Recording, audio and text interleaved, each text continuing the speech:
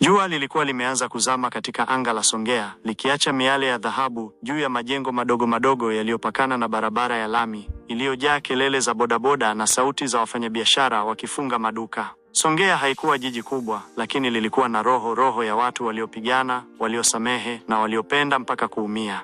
Kwenye kona ya mtaa wa Mfaranyaki, kulikuwa na duka la simu lililoitwa Hazina Tech, mmiliki wake akiwa kijana mrefu wa ngozi ya kahawia na macho makali aitwaye Derrick. Derrick alikuwa maarufu mjini. Alikuwa mwepesi wa maneno, mpole kwa wateja na mwenye uso wa kuvutia kiasi kwamba hata wake za watu walishindwa kutomwangalia. Lakini moyo wa Derrick ulikuwa kwa msichana mmoja tu mstari wa Farida. Farida alikuwa mhudumu wa hoteli ya nyumbani Guest Inn. Alikuwa mweupe wa kipole, mwenye nywele nyingi za asili na tabasamu lililoficha huzuni ya maisha yake. Alikuwa amekulia Songea, yatima wa mapema, aliyelelewa na shangazi mkali ambaye hakujali sana kuhusu ndoto zake. Derrick alipompenda Farida, hakumchezea. Alimfuata hadi kazini, alimnunulia viatu vya raba alivyovitamani miezi miwili, na siku moja alimletea barua yenye maneno ya kuandika historia. Kama penzi ni vita, nitakuwa askari wako, Farida. Kama ni safari, basi nitembee nawe.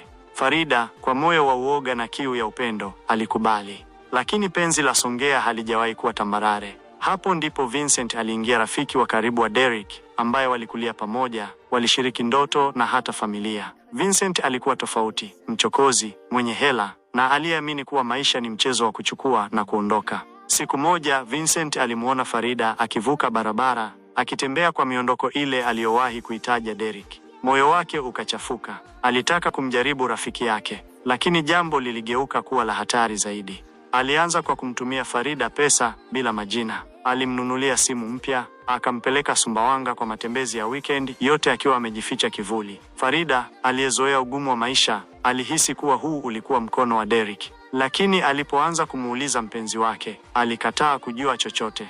Siku ya ukweli ilikuja kama radi. Derrick alipata ujumbe kwa bahati mbaya kwenye simu ya Farida. Ujumbe ulikuwa, nauliza tu, kesho niendelee kukulipia chumba cha lodge au Derrick atakuwa naye usiku? Macho ya Derrick yalimtoka. Kitu ndani ya roho yake kilivunjika vipande. Alinyamaza kwa siku 3. Siku ya 4, alimuita Vincent kwenye uwanja wa Sokoine, mahali walipokuwa wakikutana kucheza mpira utotoni. Alimwambia maneno ya baridi. Umenichoma mahali ambapo hata adui hangeweza. Kazi ni moja sasa.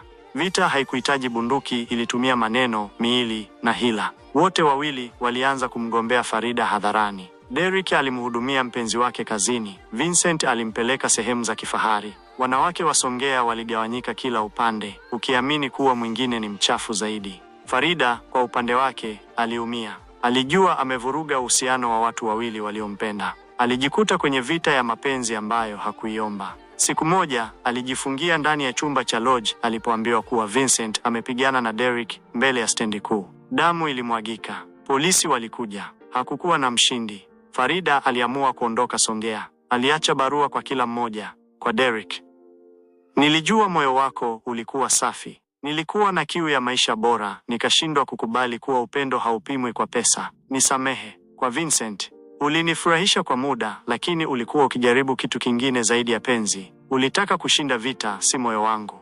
Alienda Mbeya, akaanza maisha mapya kama muuguzi wa kujitolea. Alisahau kila kitu, lakini haikuwa rahisi. Miaka 5 baadaye, Songea ilikuwa kimya zaidi. Derrick alifungua duka la vifaa vya umeme. Aliolewa na mwanamke aliyeuza maandazi karibu na stendi. Vincent aliachana na tabia za zamani, akaenda kusoma sheria Dodoma.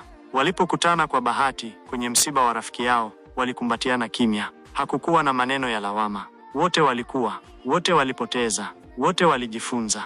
Farida akiwa Mbeya alipokea barua yenye mistari michache kutoka kwa Vincent. Tulikupenda vibaya, lakini ulikuwa zawadi ambayo hatukuistahili. Sasa tumejifunza kumpenda mtu si kumiliki, bali kumwelewa. Alitabasamu, alifunga barua na kuiweka kwenye sanduku lake la kumbukumbu. Kwa mara ya kwanza, moyo wake ulikuwa huru.